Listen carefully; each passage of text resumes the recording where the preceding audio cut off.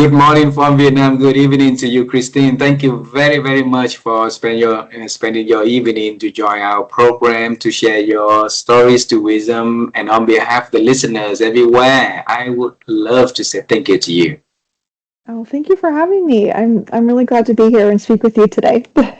Hey, on my previous job, when I was in Seattle, perhaps I haven't, been seeing you on my path of traveling to your region. Uh, so have you ever traveled to Vietnam before?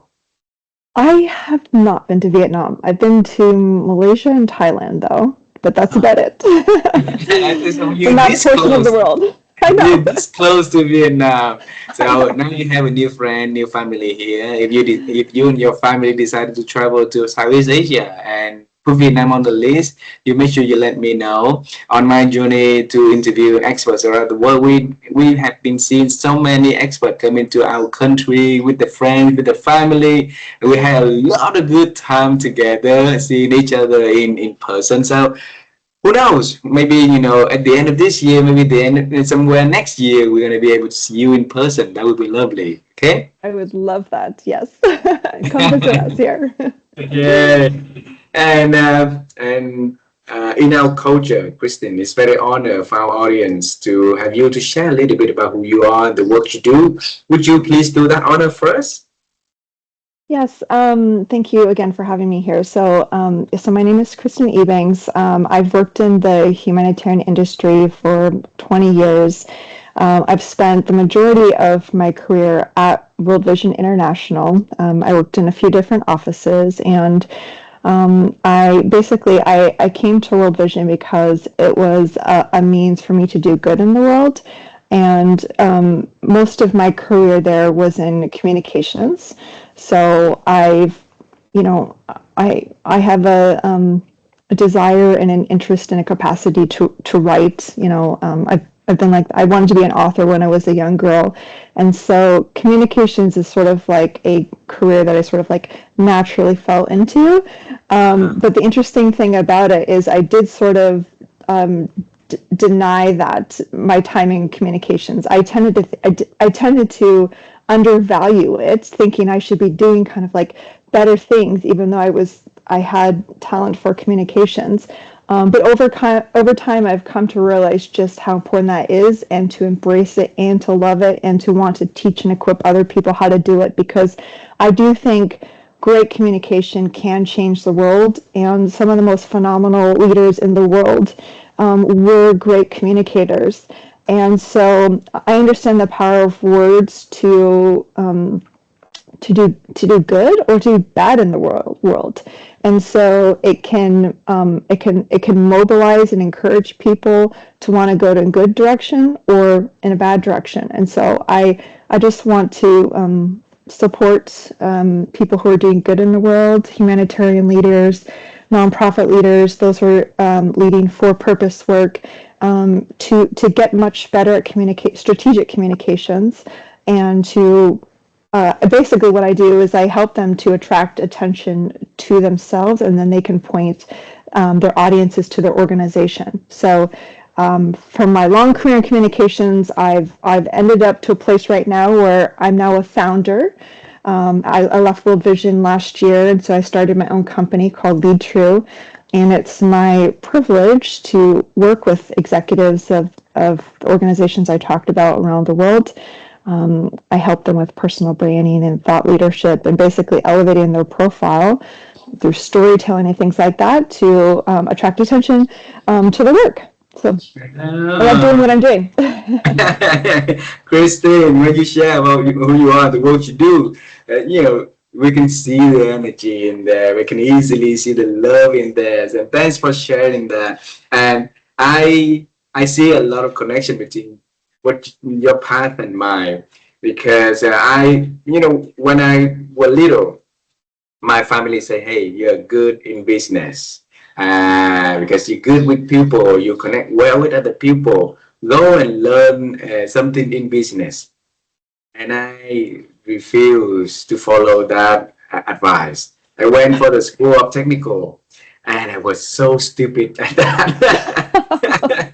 I wasn't good at technical, like changing things, doing the machines, and so I got struggle for the first 2 years of my school years. Then I moved to the US and started to learn about education, about business, and start accelerating from there. Like you, I note down here that you denied and undervalued the part of communication, the power of communication, until you realized, your strength in there, your faith in doing that, and your love in doing that, and that is when you accelerate in your life, in the values that you've been able to help other people and being the best in the world, like the little Kristin want to do good in the world, right? Yes. So let's travel time together with me, okay?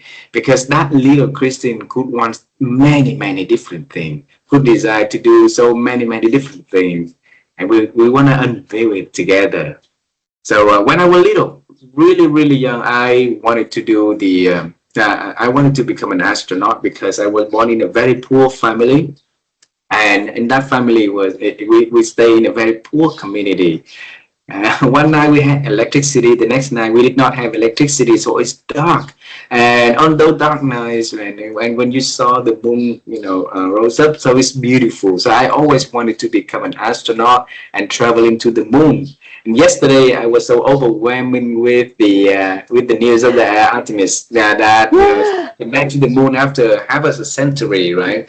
And on my path of interviewing experts around the world, I've been interviewed so many astronauts from NASA, from different space organizations. And one of the guests that I interviewed, his name is Charlie Duke. He's the youngest man out of the 12 person ever traveled to the moon. He's Oh, one of the really? person on the Apollo mission 16, and he's Oh, the wow. mentor for the group of astronauts that launched the moon yesterday. Also, Oh, nice. yeah. And so for you, when you were little, what was your dream about the future, about the work that Kristin is going to be doing when she's growing up? Well, when you're a child, the world feels limitless, and so you're learning about yourself, what your skills are, what your abilities, what your capacities are, what your unique talents are, what your interests are, what your family resources are. Like I remember wanting to be a professional tennis player, but so I would go outside and I would like hit a ball against the wall repeatedly, and I'm like, I'm gonna get there someday. I'm just like, but it was like, I wasn't taking like training. I didn't have these coaches and things like that. I didn't even have a means to practice and everything. And here I am growing up in a small town, and so I'm like, that was just one big dream. But that's okay. We can have our different dreams, right? They take us in different directions. And I did play tennis in high school and college, but I sadly I didn't become a professional tennis player. I mentioned wanting to be an author. It's not like I thought I would make it big and be famous. That wasn't even my goal. But I remember like writing my own book, and the main character's name was Lila. It was probably based off of some book series I read as a kid, the Sweet Valley Twins, or they've got these series, right, or the Babysitters Club. So I was an avid reader as a kid. I remember having like a closet just from the ceiling to the floor full of books. I would bring my friends over and I would open up the closet and I'd be like, look at all these books I've read. And they were like, you're really weird. And I was like, is this not really cool? Like I've done something productive with my time. Look at all this knowledge I have. And that really like expanded my awareness about the world, about relationships and people and things like that. And so I really promote that with my kids. I have 3 kids, and so well, one of them is a toddler, so he's mildly interested in books, but the other 2 are really, really, really good readers. And in fact, that's why they're excelling in school, because they're strong readers. So anyway, so I knew that I kind of wanted to write, but I wasn't sure if I would take it seriously as a career. But then I did go on to major in English literature in college. So and I also majored in psychology, and that's because I have a fascination with people and relationships and emotional intelligence and things like that. So, as you can probably see that I was trying to push myself forward in some of where I thought my interests were leading me. And then when I was in college, I had the opportunity to study abroad. I went to Australia, and that was really, really eye-opening for me. I just couldn't believe it. Like I grew up in a small town, and this is when we had like encyclopedias. Like, does anybody remember what that is? They're like books that you open them up and you search for something. You don't Google it. And so I would look up Australia, and it was like a 10-page spread of like this amazing country. And I was like, I'm going to go here and here. I'm going to go swim in the Great Barrier Reef and all this kind of stuff. And so I was able to like manifest that dream of studying abroad while I was at school. And so that was really amazing for me. It opened my eyes. It took me from this small town to the other side of the world. And it was like me kind of stepping out of my little ecosystem and realizing, oh, wow, the world is enormously huge and big. And I was so interested in how I was changing. Like, I picked up an accent when I was there, and I came home, and I had an Australian accent for like 6 months. Everybody thought I was so weird at college. Like, I worked at this like little ticket booth at in my college, and people would come up and talk to me just to hear my Australian accent. It was bizarre. They're like, what's wrong with this girl? Anyways, so it's like I became very acculturated during that experience. And so I went on to study how people are impacted from those types of experiences. And I did like this research project, and I did a survey with a lot of people who had studied abroad. I think it was like over 100 people from the university. And it was like there was this consensus that we were all greatly impacted by our experiences. So at that point, I had developed a great fascination for like the world and people and different cultures. And I'm the kind of person, if you drop me in a museum, I will look at every square footage of that museum. I want to study everything about people. I'm fascinated by them. I want to know the history and the present condition, like what led up to this conditions now, and where are they going as a people forward, and how are they impacted by colonization and all these kinds of things. And I would say that then propelled me to get a master's degree in international service. I had an opportunity to then study abroad in 2 more places, Jamaica and England. So at this point now, I've had 3 different study abroad experiences. So my mind is just expanding and expanding. And it was a great opportunity to be able to study global governance and nonprofit management and stuff like that. So I was moving in this direction of wanting to be connected globally, wanting to help people, but not really knowing like kind of where to put my energy. And then there was this kind of shift after my study abroad experience, where I was like, I'm not just so interested in how people are impacted by going to other countries and stuff. I actually want to marry that interest that I had in global things with wanting to do good, which is the spirit of me that I've had as a child. Really just always wanting to do good, whether it was help animals. I used to donate all my money to animal shelters and things like that. My friends would come over, and we would make posters like "Save the World," and we would put them up all over my room. Again, I was a weird kid, I guess, in that sense. Like, who does that? But that was me. I'm still this kind of a person. I haven't changed. It's only been amplified to a great degree. And so that's kind of like where World Vision came in, where I was like, okay, now I see that there's an organization that's like, helping people all over the world who are in poverty, like specifically children, who, and families, like vulnerable families, like helping them to have good nutrition and to be protected and to have clean drinking water and things like that. And it was a faith-based organization, so that was wonderful for me, being a Christian, wanting to live out my faith. So I hope that's a very long explanation, but I hope that kind of shows like where I've come from as a child to the journey that I've been on. And it's I feel like I've lived the life that I wanted to live. It wasn't, I couldn't have planned it like this, but I'm very happy to have had all these opportunities. It's a life well lived, where you serve other people and help other people to learn and grow also.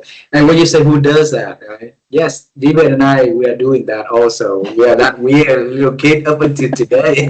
So you have We're new weird people. friends. Good. I want to pick up something from your upbringings also in here because I have some bees in front of my face today. So well, enjoy it. Um, we have a beehive in front of my yard, and that they just built up yesterday. So we have no idea why they decided to come into our in our roof and build a big hive in here. So happy, Wow. yeah. You get to see how they make their home and the honey and everything. No, and it's strange when you see the bees starting to fly into your window and come to your room, and when I have to get familiar to this, I'm Yeah, welcoming. right? Yeah. So when you were little and you read a lot of books, your parents gave you a lot of opportunity to read, to have books at home, and you brought your friends over to show them, hey, look at all the books I'm having. I'm making the best out of my time. You make stickers and you donate, in your ability to have, and animals have to get the needy people to get the things met, right? And for that, where is it coming from in your family? The curiosity of wanting to know everything, wanting to be able to have everyone. Where is that beautiful seed coming from in your families, from your parents, or is it coming from the way that you've grown up and you have your own way of seeing the world? Yeah, I mean, well, my sister and I are very different. We grew up in the same family, so and we have the same parents. So I guess that just shows that we're all unique and we are formed differently. I do feel like God made me this way, and also just kind of nurtured my interests and talents and gave me the right experiences to put me on the path that He wanted me to go on. But I would say that my mom was a teacher for many years, and so she has a great fascination of uncovering talents within children. She was a reading specialist. And so of course she promoted books with me as a kid. So I started reading early, and I've just passed it on. And she would buy me any kind of book I wanted. And so I try to be like that with my kids. We go to book fairs and libraries, and I just really, really promote reading, because I think that is what opens children's eyes to the world when they can't yet get to those places and they can't yet have those experiences, but they can just be fascinated by how things work. In fact, my middle child, is doing a project on volcanoes right now, and we're just having such a great time learning what it is and how it's formed and why certain volcanoes have more like greater explosions than other ones, eruptions. And so it's just, the world is really interesting. I think really, really fascinating in so many ways. And sometimes the books take us on those journeys before we can actually go there. And sometimes the books can help us think about our memories from other experiences. So I think it's a mix of a few different things. One, I think was just uniquely made this way. And two, I think a little bit from my parents. My dad's very curious about the world too. We could have any kind of conversation. He loved to watch different kinds of movies, documentaries, just interested in people. I would say my mom and dad were always interested in talking to people. So I do value relations quite a bit. And I know we'll talk about the book at some point, but it's just interesting that this first book that I wrote has an emphasis on people, because that is my heart. It's people, and so of course it would be something about that. Uh, when we interview so many people, and by the middle of last year, we and I say, okay, there must be something from those interviews that we can start to find some edge to share with other people, besides just the insights, besides just the connection that we can help people to connect. For example, like connect with Christine or listen to her stories, right? What is that behind all of these amazing people that we can see? So we sat down, we spent hours to investigate, to really listen to conversations. We invite researchers and experts from, from different schools in the US, in the UK, in Australia to participate with us in sharing, exchanging ideas. And it's very easy to see this, Kristin.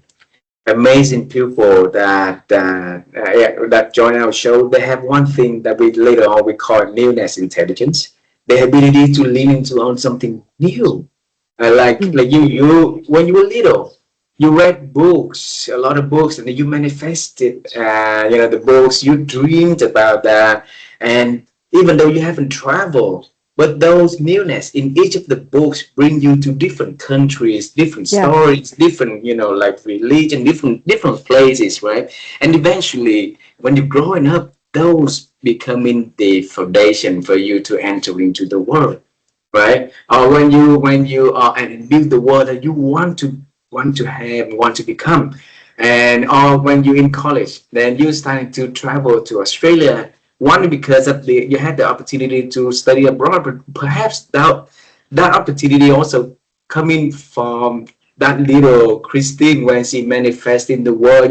What's beyond where you live, what's beyond America, and then you Yeah. move to Jamaica, you move to what else, England, right? Yeah. And you Hmm. started to see the world, how beauty and how big and how united it could be.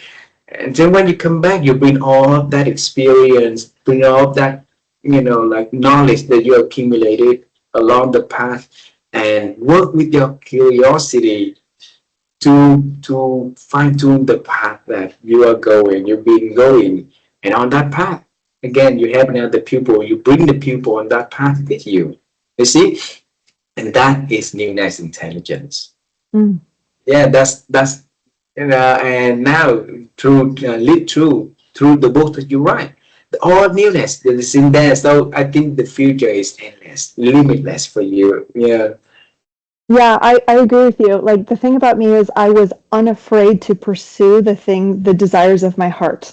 Even when lots of people told me, you don't need to go to that university, it's too expensive. Why do you need to go study abroad? You're going to one of the most dangerous cities in the world. This was Kingston at the time.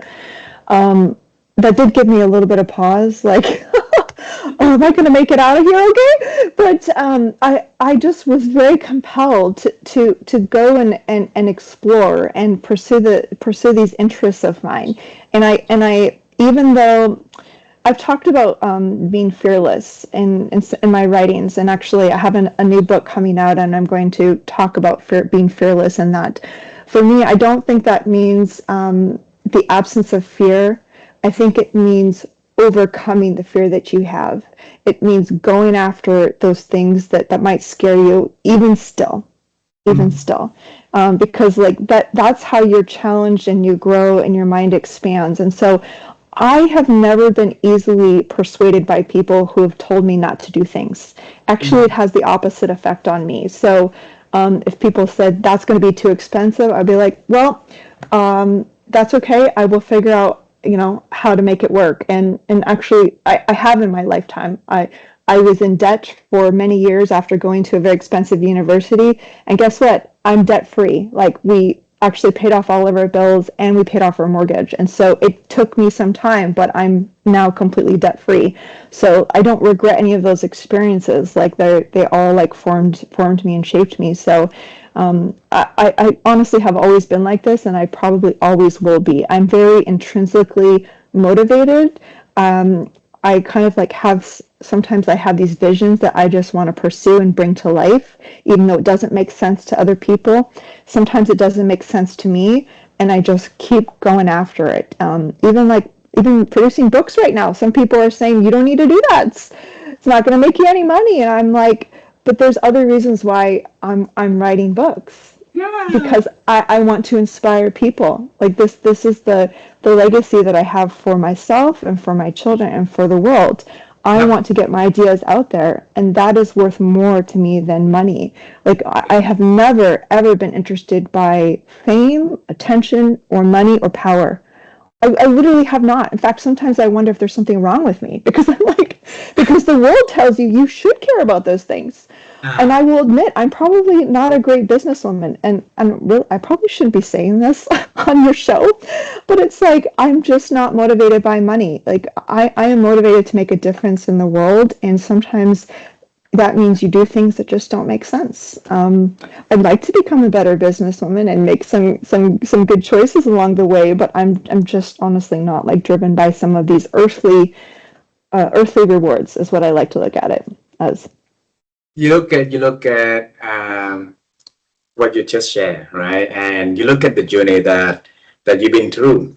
You pick that the university is expensive, then you got into debt to pay, and then you pay off all that debt. So for business, if you wanted to become a business person, you know, you will take baby steps today. We eventually to becoming the amazing businesswoman also. So in our newness framework, the letter W in the newness is a walk the baby steps. So walk your Mm, step every day. If you stop walking, you're not gonna get where you want to become, right? But if you keep walking, it will lead you there. Maybe it's not straight line. It could be zigzag line, but it will get somewhere to get there, right?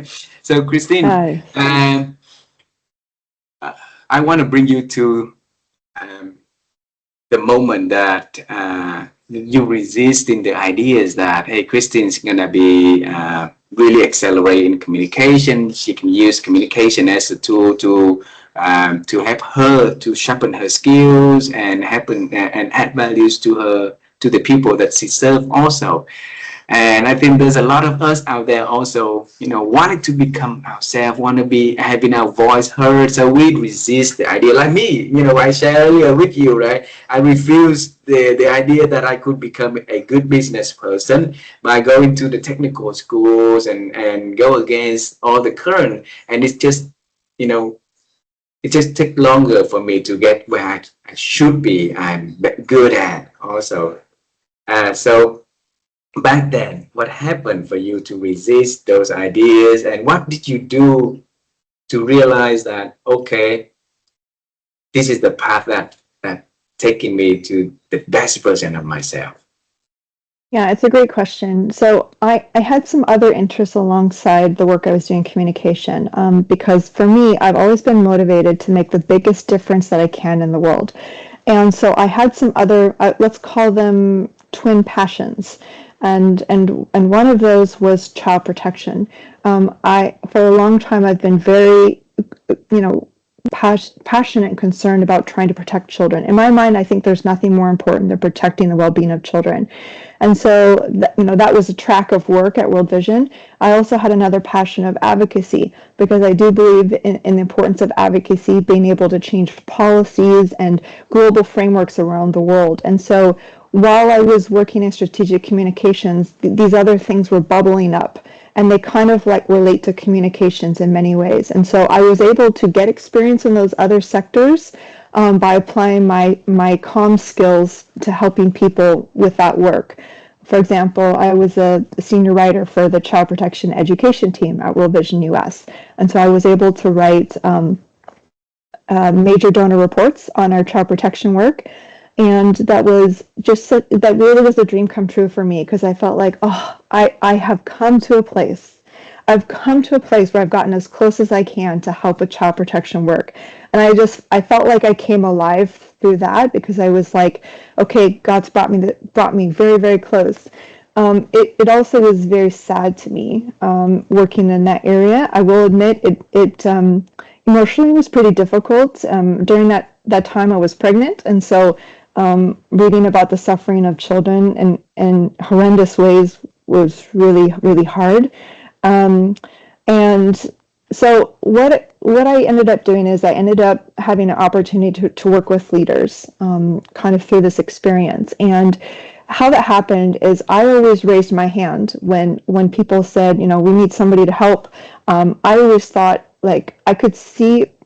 Here's what was happening. I could see that leaders were not living up to their full potential, when they were communicating.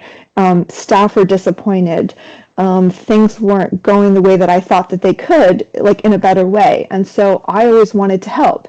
And so bit by bit, I kind of moved into helping leaders, a lot of times sort of informally or in addition to the job that I had. And then it just kind of moved into more formal roles for me. And so I've been working with leaders for the last 7 years. And I think that's how I began to actually really harness and embrace the power of communication, because I then realized that, look, I'm working now with some of the top leaders in this organization, and these leaders have tremendous influence with a global organization, with their different networks and with staff, and their ability to be part of these high-level conversations, go to the UN, give speeches, moderate, discussions at the World Bank annual meetings, things like that. And so I was like, we have an opportunity to help them elevate their communication skills, and then they can be unstoppable. And so I was like, for me, that's how I saw that I can actually make a bigger difference in the world if I work with leaders, because I can't do what all of them are doing, but I can have an enormous influence if I work with all these leaders who already have enormous influence. And if I help them with skills that I have in areas where they're lacking, then they can be extraordinary. And so that's kind of how I started to really embrace this. And so I think I have more respect for the craft now, but it's more because I see the huge value add it brings, both internally and externally.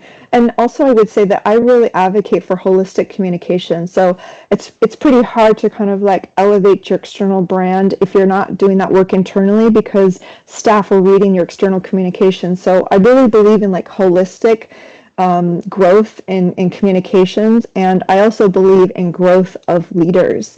It's very, I can't fix people's problems. We have to work together, but we also have to grow as people, to try and tackle the most enormous challenges that continue to fall on our plate. The old us, the old me, the old you, the old us isn't going to work for the future. We have to be better. We have to be growing every day. We can't be stagnant. So I try to invest in myself, and I really work with leaders to help them grow as people. I don't consider myself a coach, but people do talk to me like that. And from the executives I've worked with, they have said that I've helped them to be a better leader, and that's the biggest compliment to me, because that was my hope, that through our work they would become better leaders, and it would be through the communications work, because communications is this medium that helps us to express ourselves, helps us to receive information, and helps us to connect with each other. So it is vital that we get very good at this, and it is a great way to actually grow yourself as a person, because what I'm trying to promote with leaders is I'm trying to help them lead with heart, strength, and faith. And in order to do that, you have to understand yourself, and you have to learn from other people, because this requires you to have empathy. If you're going to be empathetic, you have to listen to people. So you have to show up and be willing to engage with your staff, the public, right? And then you have to tell good stories. So you have to be willing to share about yourself. And I'll just say really quickly, for a long time I was promoting that leaders lead with heart, but what I came to see in my work with leaders is that's not enough. They need strength as well, because staff want the leaders to hold people accountable. They want them to stand up during crisis and advocate on behalf of the organization, and to be principled leaders. And so you have to be a strong leader. You can't just kind of like cower and stuff like that. And then I also do believe in leaders leading through faith. I worked at a Christian organization. I'm a believer, and so that is us authentically reflecting who we are through the work that we do with our audiences who are wanting to follow us in the mission at hand. So, Kristin, when you re-listen to this part, you will see that the NEWNESS Intelligence is really, really running through your veins. Okay, I'm going to share with you one.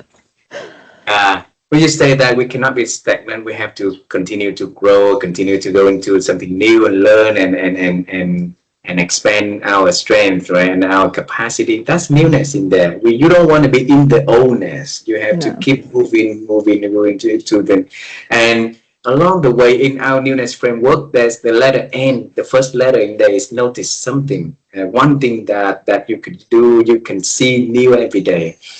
And I wrote here that you say you saw the opportunity, you saw that, on the path, you saw the need to find, to help leaders, to help yourself to continue to expand through communications, so that you put aside the twins passions, the passion to be child protection, the passion to be advocacy, to focus on something else that you can do it more holistic way.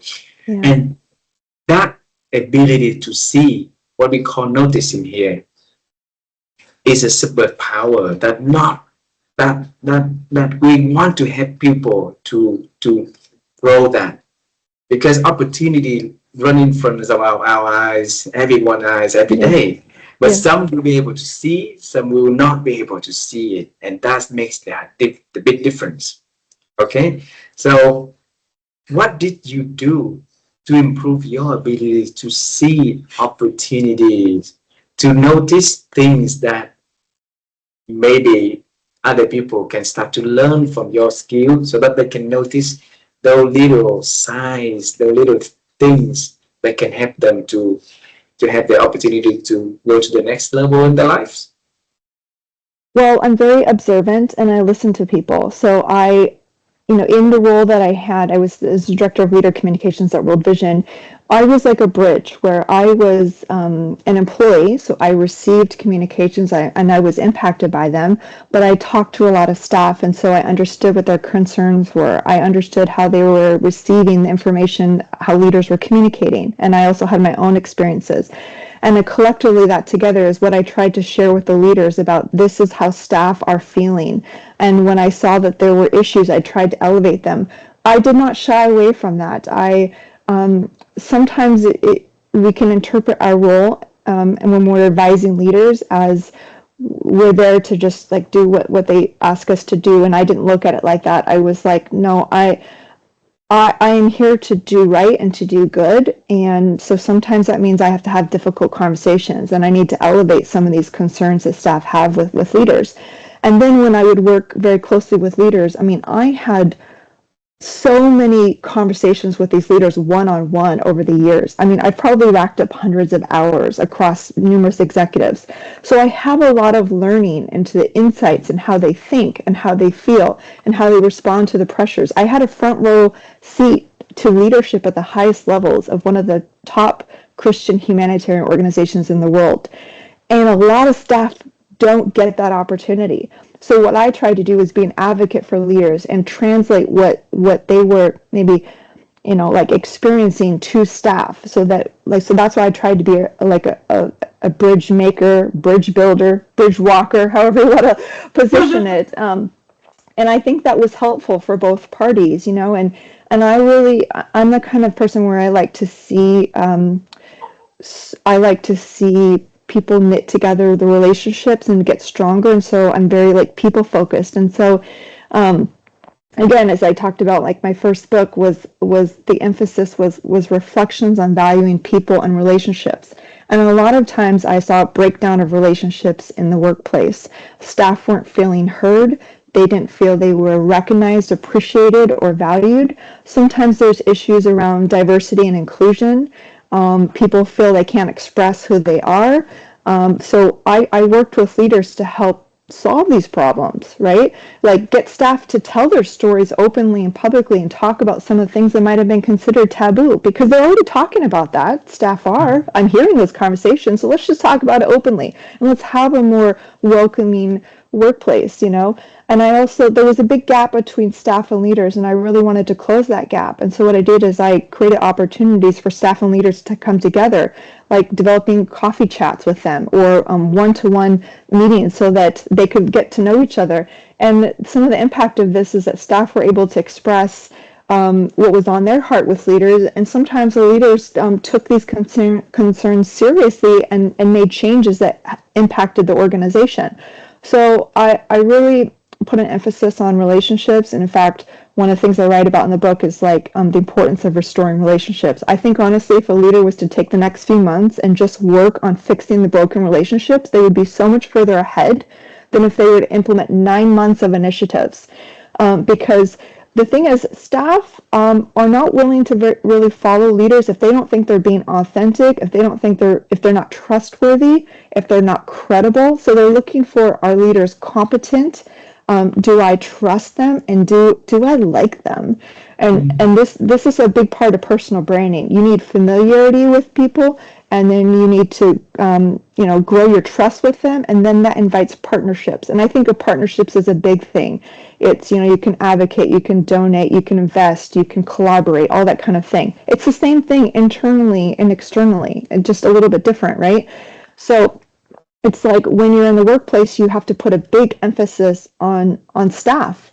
Like, I used to always say to the leaders, we should be people first in everything. I literally would say to leaders, what do you think about, in every decision that you make, can you think about how this impacts people first? Like, how would that change you as a leader? And I think I actually was able to get some of them to move in that direction, and they started using that language and actually, doing that. But that's a tall order, right? Because a lot of times leaders are thinking about money, or they're thinking about their reputation.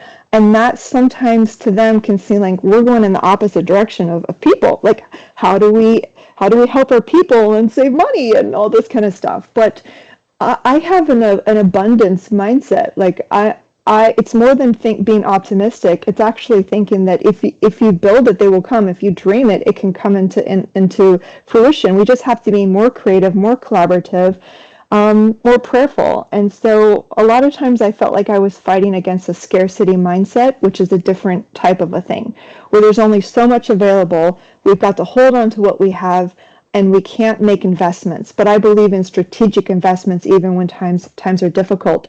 So all that to say is I would observe where there were problems. I would listen to staff. I would try and solve problems and look for creative solutions. And I was unafraid to develop strategies and implement them and actually get traction. Like, I'm very results oriented, and I'm very purpose and mission driven.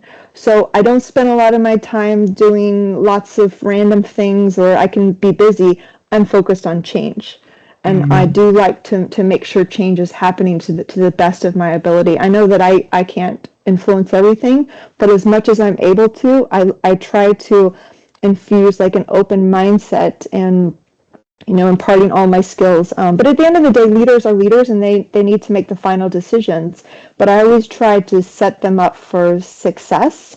I will say that I also do believe that leaders need to learn from the consequences, right?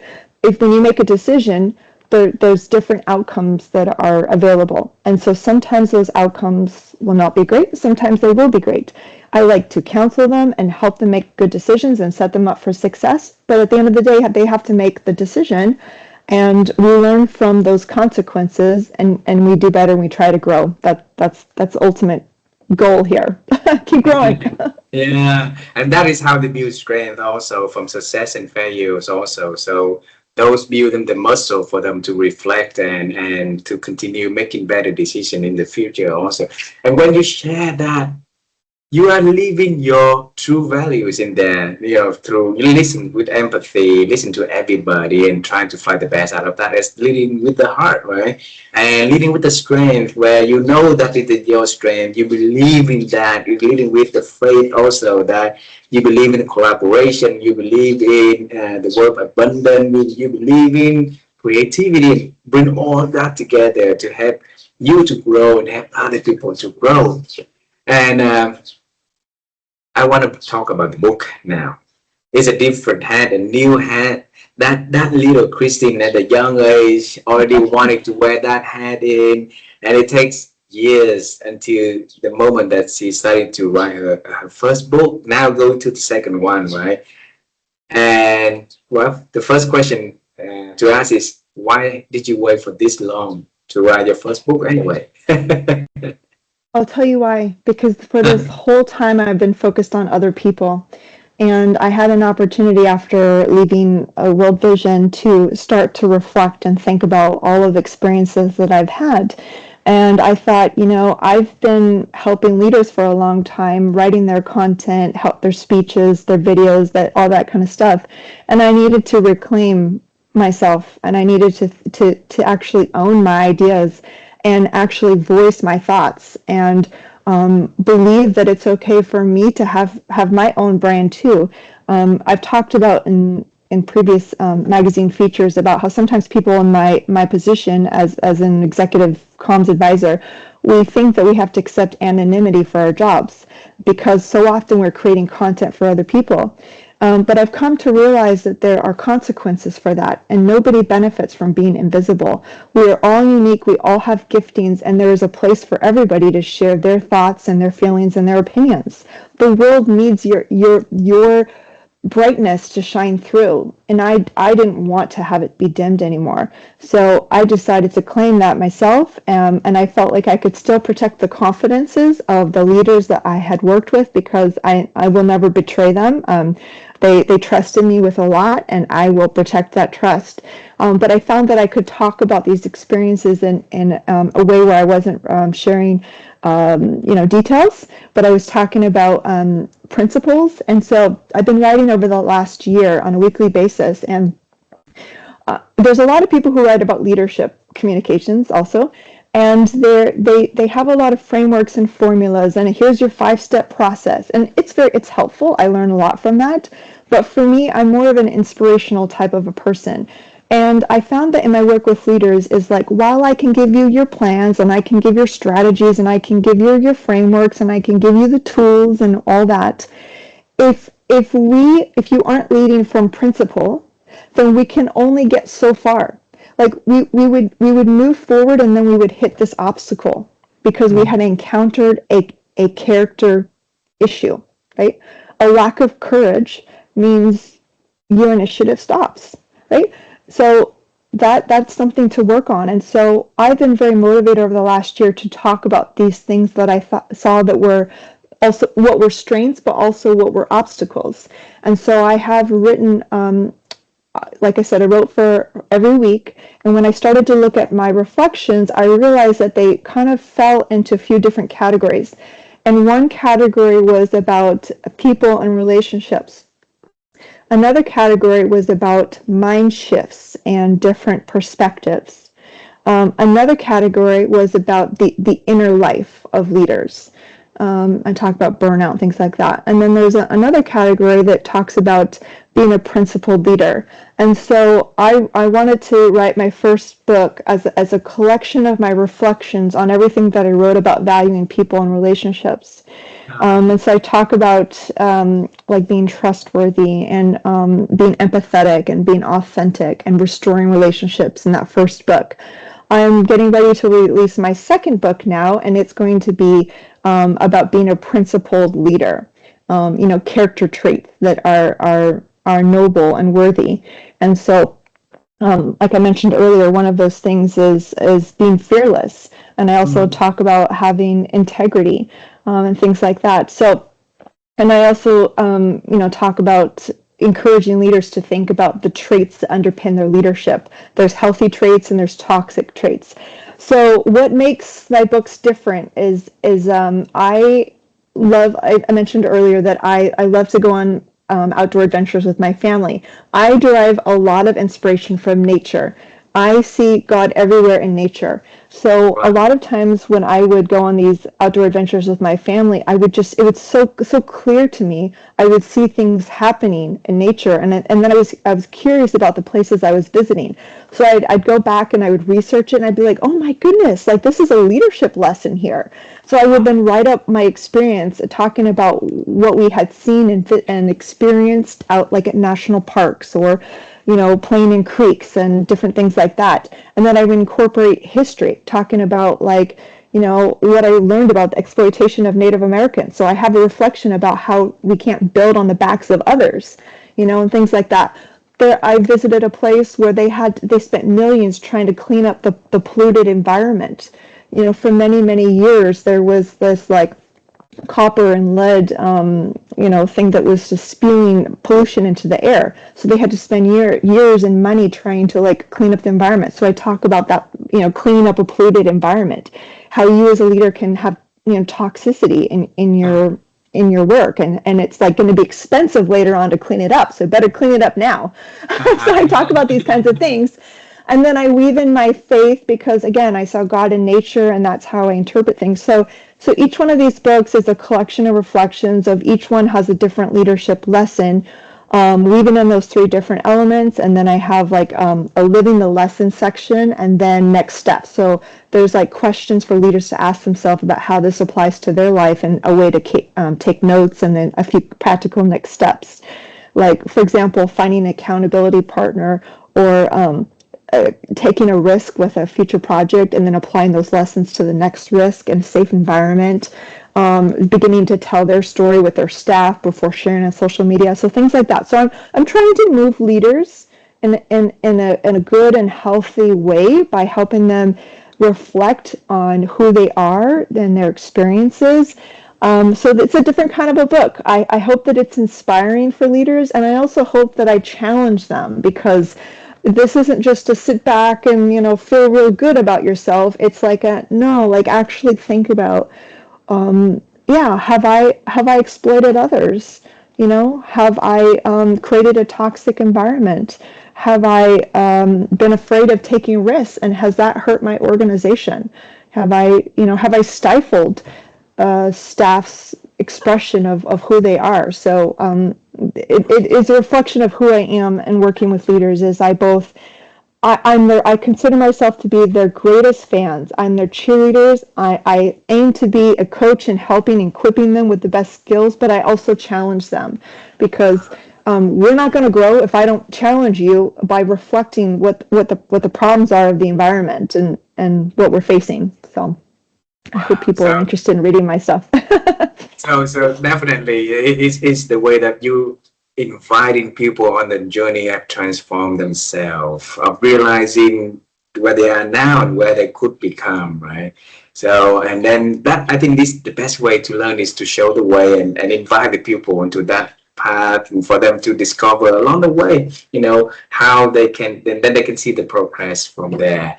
And if you look at this, you just share, right? It's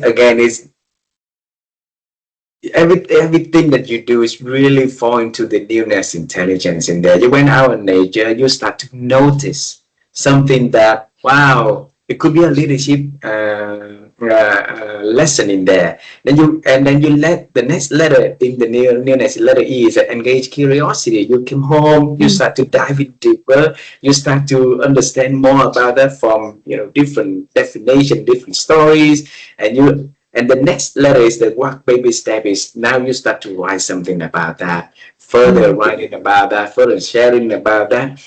Then you extract the lesson. So that is the next letter. You extract the lesson. So that lesson, what did it teach you? How can you use that lesson to teach other people, to invite other people in the change process? And you keep moving on to that whole framework. That's beautiful. And your next book, when is that coming in the book you're writing about fearless? Yes, I'm hoping that it will come out next week. It's Oh, the next purpose. week. Yeah, it's in the final stages. But it's talking about, living a purposeful life and leading Ah, from principle, because I do believe that as leaders, we need to understand what our values are and have a sense of conviction of what our principles are. That is a good framework for moving forward, right? Like and I talk about like how you shouldn't abandon those during change. You shouldn't abandon those when the stakes are high. Like you need to bring in new information and have discernment, but also you need to know when you need to stand up and act and take risks and lead with courage and be authentic and transparent. I get disappointed when I see leaders going back into the shadows and staying there because it's less risky for them. I truly do understand, I think to as great a degree as I could in the position that I was working with leaders, that they have a lot of burdens. They have a lot of responsibilities. There's a lot of stakes. Like the stakes are high, but also like there's a lot of people who are looking at them to see, what are you saying? And what are you doing? And what are your values? And is there alignment? Like in my first book, I talk about integrity, how that's an alignment of words, actions, and beliefs. You cannot say one thing to staff and do something different. You will start to lose their trust. Yeah. You cannot say that you have these principles as an organization and not do things because as on behalf of the organization, because your supporters are looking at that. And I would talk to people who are supporters, and they would say to me, why is XYZ happening? Mm. I'm losing faith, I'm taking my money, and I'm putting it somewhere else. So these are the risks that organizations are facing. So it's really vital for leaders to actually have that self-awareness, not just consider what what the certain conditions are, like resources and whatnot, but think about the overall reputation of the organization and how it's being reflected from the leader, who I believe is the chief brand ambassador, the chief the person who, the chief advocate, the one who represents the culture of the organization. They're the chief. So like, people are looking at them and saying, is there an alignment here with who you are, and as a reflection of who you are as a person, and also as an ambassador of your organization. Absolutely, absolutely. And I think that the words need our leaders to wear a lot of hats, a different kind of chief in there also. Sometimes you have to be the one who leading the execution. Sometimes you have to go in the back and understand about the operations. Sometimes you have to go everywhere to advocate and then be a chief advocate. And then that you have to put on the hat as a fearless person, because that need you to go everywhere all at once. And you may be hitting the wall, and trying to find a way to pull down that wall and keep going forward. So if I would love, and our audience would love to become a fearless leader, so what baby steps, Kristin, in your book that I should and we should starting to do today that can help us to build that capacity as a fearless leader ourselves? Well, sometimes, I talk about how sometimes it is difficult to lead from conviction if you don't even know what your values are in the first place. So I think have a time of self-reflection and actually think about what is important to me. Invite some of that feedback from other people, people who you trust. And sometimes it isn't the person that reports to you or that you report to. It can be some peer leader or something, or a coach or a partner and whatnot. So start to think about, have some self-reflection of yourself, and get some feedback from other people to help you kind of form a better sense of who you are and how you're appearing to people. And then I think commit to being willing to take some risks. And in my mind, I think it is much easier to make decisions when you lead from principle and when you are a mission-driven leader. I have written and I have talked about in my videos, because I produce a lot of leadership videos, about how are we standing on money or are we standing on principle? Because I think we should stand on principle. And I think it's pretty easy these days when resources are tight, and there's a lot of changing forces in the world right now. War, conflict, AI, lots of turnover in the humanitarian sector. And so I do really, I'm not naive. Well, maybe I am a little bit, but I would like to think that I appreciate the challenges at hand for leaders. But I do actually think it's easier to make decisions if you lead from principle. I used to talk to some of our executives about how when we would talk about communications, strategies, and activities and outputs, I would kind of call us back to our mission. I'd be like, but our mission is three-pronged. Promote human transformation, advocate, for justice, help people to come to know Christ. That is the mission of our organization. So therefore, our strategies and our direction should be in a reflection of that. It's not the mission of another organization that perhaps is taking a more neutral position. So there are times, I believe, where you have to, we are called to speak up. We have to be honest, okay, right? Like bombs are being dropped on children. Children are dying in these difficult places, whether the world wants to recognize that or not. And so that is the justice arm of the organization. We can't ignore that arm. Okay, like it's a three-pronged mission. So I do believe that things, if you kind of, again, to summarizing, know yourself, get feedback from others, and maybe it's some of your donors or supporters, or how people are perceiving the organization and your brand, and then start to figure out how you are being aligned with the mission or the organization. How is your communication a reflection of that? And then start to actually move towards those things that you're afraid of and that you think are difficult. Honestly, that's how I've experienced so much growth in my career, because I did the things that scared me to death. I did them anyways. I didn't run in the opposite direction. You know, to tell you the truth, I didn't want to be an entrepreneur. I that wasn't my plan. But you know what? I did it anyways. And actually today I just made a post about how I'm actually now a profitable business where my revenue is outpacing my expenses. I didn't know that this day would ever happen. Okay, it's baby steps, it's early steps, but I'm like, I moved in a direction that scared me, that I didn't want to go in. But I put my faith in God. I said, faith over fear. Let me just move in that direction.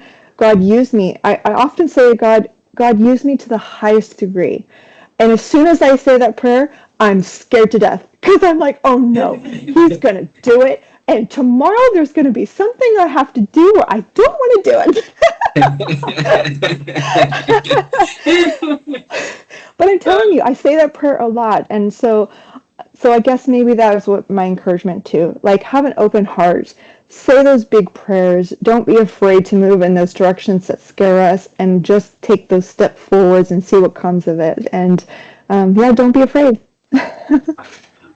Beautiful. Wow. I'm so happy for you. You see, you follow your faith, and God give you a lot of tests for you to build your strength, and you let your heart open for you to take all those lessons. Now you'll be able to use your strength, your faith, and your heart to also helping other people. That's beautiful, because when you believe in principle, when you have that conviction from within, you feel nothing. You know that what you do, it will lead into somewhere people might not understand it now. But your role is to help people to understand, right? And you're going to go in that first as an example, and invite them along the way for them to see why going this path is the right path for them to do. And that's beautiful, Kristin. It's beautiful. Okay, and I'll share with you two last words in our newness framework, and for you to see why you have that newness intelligence really inside of you. The first letter S is share your stories. You've been sharing your stories for a long time, right? And we are the story we tell ourselves and the story that we tell other people. So let's put it this way: you share that every week. See, you put out you wrote a story every week. You shared it somewhere. Then from there you start to notice the patterns. Then you start to write your first book, your second books. But see, that's the end result of sharing your stories. And the more that you accumulated lessons from there, you continue to share your story, and those sharpen your principles. Those sharpen the way that you want to go. That leading to the next S is shape your future. Because now you see what the future you want to become. You're going to get into that path and shape it. So the people start to see more of Kristin. You start to see clear of what your purpose, your vision, your mission is. And then, that's how you start to build your path to newness. You're not afraid anymore. And along the way, you start seeing your business starting to go from red to blue, right? And then you start to see, you wanted to become a good businesswoman. Now you start seeing the result of that. So it give you the the belief, the conviction, and the strength to continue going the path. God is responding to you because you're doing well for other people. So thank you very much for doing what you do. Yeah, Okay. you're so right about storytelling. Honestly, I believe so strongly in that. And like that has been the anchor of my work with leaders. And I actually have this framework where it's like I tell my story, you tell your story, and then there's the us story in the organization. And because it's like, how can we learn from each other if we don't share about who we are? And so that there, I also talk about being vulnerable. And this is something I try and work on myself. And actually, as part of my post, where I talked about going from red to blue, I actually detailed out what my startup costs were and also what my revenue was, because that's me being vulnerable. That's saying here's the transparency of you can see, if you're trying to start a business, like learn from me. Here's some example for you. So like we can share our own story and be inspired by others and actually grow from that, and I found that in working with leaders, whenever I help them to tell their stories, I saw things in them that they didn't think were important and good enough to share. But I was fascinated in who they are, and I could see that these were heart stories. And so I helped them to tell their stories, and many of their posts went viral. And why is that? Not because we were providing any valuable information, but we were telling heart stories that connected with people all over the world. We got comments on their posts where people said, I'm riding a bus right now and I am crying reading your post. I feel broken, because the leader talked about how he witnessed seeing a child die and how that will live with him forever. Like he wanted to tell that story to honor that child whose name was Christian, by the way. I remember that. And it's like, so that story had an impact on him. We told the story and it impacted the public. And so that little boy who passed away so tragically because he was malnourished in the DRC, he touched the lives of people after his death. So stories are important. They help us to understand ourselves, understand others, and it's the connecting fabric of humanity. Thank you for sharing that. And again, you mentioned the word you saw the impact of that story also. So that is noticed. Okay. For a good story, you need to notice, how that story can resonate for other people. How can we make it to move other people also? So you notice something that your super strength you also have in there. Take a step back to reflect, to think, then to notice something that worth doing and pursuing it, right? Kristin, because we are promoting the NEWNESS Intelligence at the moment to invite people onto a journey of exploring new things in life. I want to bring you to the moment that you first moved to Australia, from small town somewhere in the south of Washington State. Now we move abroad to, like Australia. And that is one of the biggest newness in your life. Right? Oh, yeah. And it's scary also. And actually, I think it's the beginning of all the transformation that happening into your life later on to see the world is not as big as scary as it is, but it's a unite and abundant for everybody.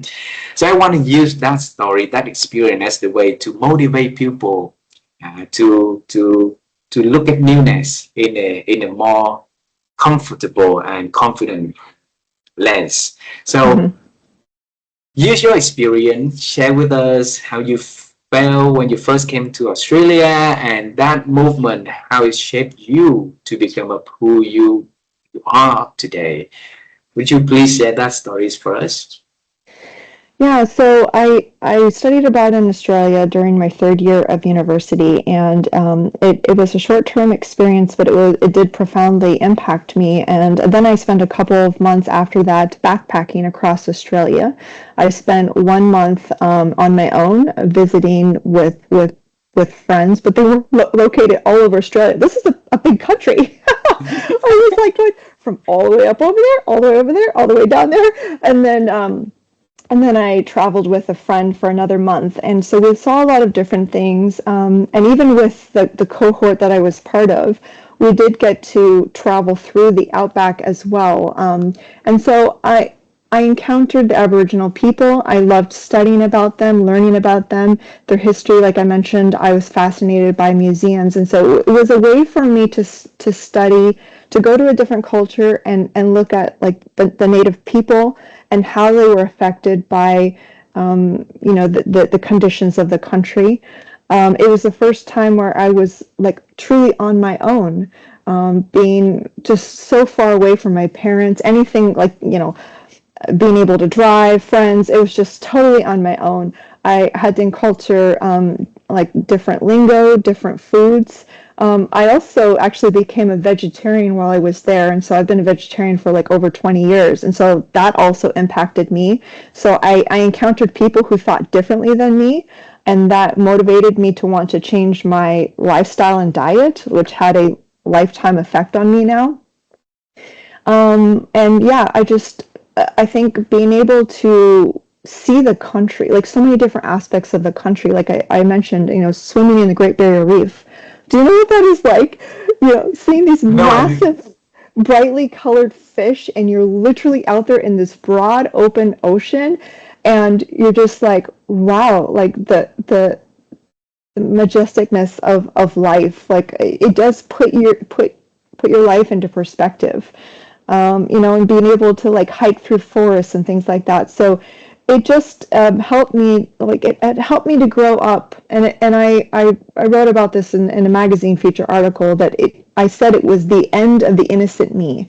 And what I mean by that, it was like, that was the end of the old Kristin and the new Kristin, where I can't turn back the time and go back to my small town life where I don't know that there's a world out there and there's different kinds of people and things. Sometimes I think it's easier to stay in our little bubble, be around the people that we grew up with, do the same kind of things other people are doing. But I really put myself out there, and I literally went across the world, and it was like, okay, world, hello, I'm here. What do you want to teach me? And so I had a lot of these amazing experiences, and backpacking too. Sometimes it was frightening. There was one time where I had to sleep on a beach overnight with my friend because we couldn't get a hotel in time. That was kind of frightening, So it's just kind of like having to grow up and experience a different life and culture that changes you in so many ways. Again, it changed my diet. It gave me an accent. It gave me a love and a quest for understanding different people groups. So it just, yeah, I think you're right. It was sort of like the beginning of the transformation of me that put me on the journey that I am now. So it does hold a very special part in my heart, Australia. I hope to go back someday and see my old mates. You spent many months in there already. Next, go to Vietnam, okay? Yes, I would love to. Kristin, I have two last questions for this conversation, okay? And before I ask those two questions, this is a separate one. And you mentioned the word, I think, in this conversation about 3 or 4 times only. Are you a more of the feeler or more of the thinker? What ratio is more inside of you? I'm definitely a feeler. I'm very empathetic. I'm very heart focused, but I'm a very close thinker. I would say I just lead with emotion, and that comes through in my communication. I do like to tell those heartfelt stories because I think that's what people respond to, and people might wonder why I write in a particular way. Let me explain this. I like to think that I try to write the way that Jesus told stories. He told stories in parables because they were memorable and they impacted people and they were profound, and they're still told to this day. Children can recite these stories. And so I talk about experiences that people can remember. I did a story about how this woman swims in the open ocean with a great white shark. And it was like, I hope that people, when they think about living a purpose-driven life, they will remember my story of this woman who swims with sharks. So I write about the things that people that will kind of get them emotionally and kind of get through to them, and that they will Uh, remember and that they will be inspired and challenged by in their thinking. So I would say, yeah, driven by the heart, but there's a lot of thinking that also goes along into that. When I sit down to write my stories, it is a product of a lot of thoughts that I've had. I've sometimes I've woven together something that I've read or something I pulled from a movie and an experience, and I'm like, oh, it's all coming together. This was what I was meant to share, uh, and it was all those different pieces that I just needed to think it through and be like, that's how they all related to each other. There's a lot of times I sit down to write and I have no idea what I'm going to write about, but actually when I just start thinking for a moment, I'm like, yeah, that's what I'm supposed to say. Like, those things have come to me for a reason, and this is the story I need to share. And I start writing, and I don't actually kind of know where the story's going to go, but I'm like, but I'm writing, and then I get through the story, and I'm like, the story told itself. Beautiful. And thank you for sharing that. Sometimes I had the same feeling. I just sat down and I just wrote, and I didn't have an idea of what I'm about to write. But when I got out of that flow and I look at what I wrote, and I said, wow, it's not me writing. Yeah, It's not. right? I know. Yeah, it's like kind of Yeah. like that inner wisdom and knowledge that just has to come through. So it's like, just start typing, and it's like that it will flow, you know? It's like we don't have to try to manufacture everything. We just need to breathe the life lessons that we're experiencing, breathe them out for people to absorb, you know? Yeah, yeah. Now I'm going to my two questions. Okay. Okay. Because you mentioned about the word I think, and you share a little bit about, like that thinking process of you. And we're going to go deeper on that one because my wife and I, we love to help people to improve their ability to think. Because for a very long time, we saw that our thinking capability these days has so many things that diminishing it. So it's Mm. impacting to our thinking. And we're trying to help them through our work as the Rewire Thinking Lab, which is the lab that my wife and I have been building. And through conversation like this is the best way for us to bring the collective wisdom from how great people out there express their ability to think, right? So the question for you is, Christine, how have you been expanding your ability to think over the years? Okay, I've got a great example. Well, I think it's a great example because it's a true story from my life. Over the last year, I was particularly hindered by some limiting beliefs of myself. I actually am more comfortable not being visible. I don't like the spotlight. I have been featured on the covers of a few magazines, and I found it deeply, deeply uncomfortable in the beginning. I just was like, I don't know why anybody needs to know who I am, and because I'm very service oriented. I'm happy to be invisible in the shadows, helping other people to be successful. And that's where I derive satisfaction. I like seeing other people evolve and grow. But the problem is that I wasn't necessarily evolving to the degree that I needed to, I think, for what God is asking me to do with my life, which is not completely clear yet. But through like some various life events, I think I started to feel compelled that I actually needed to be more comfortable with coming forward and showing the world who I am. And one of the triggers for this was a video coaching program that I went through. And in order to be able to learn how to get better on video, I had to confront some thoughts about myself and reflect on some childhood memories and some experiences I had in my young adult life and adult life that maybe reinforce those limiting beliefs that I should remain invisible and just be more comfortable being in the background. And so I really had to really struggle and confront that, and it was a kind of a painful journey for me.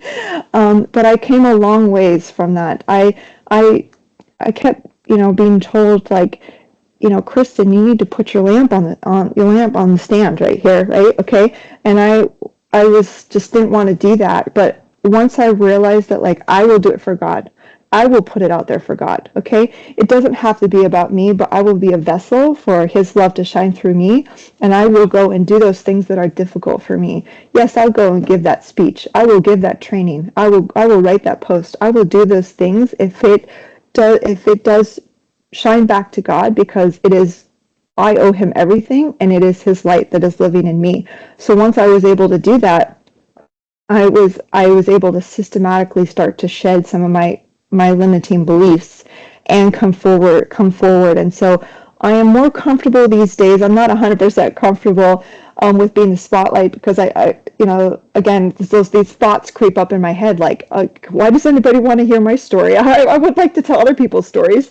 But as long as I tell myself, like, faith over fear, let this be about God, like, shining through me, like, I will do those hard things, and therefore, like, everybody can win, right? Like, just, I don't think anybody wins from being invisible. When the stories aren't told, and when people don't get to express themselves, nobody wins. And so that's something that I try to advocate for, is to become visible.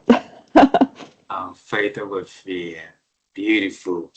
And see, you're writing about to releasing a book about fearless also. Such example will help us to shape our future. The last letter in the newness framework also shape our future, because we overcome the things that holding us back to become the best version of ourselves and the better version of ourselves, right? So by overcoming that, by continuing to tell us the story that what we could become, then leading to that direction that we've been long waiting for. Thank you for sharing that, Kristin.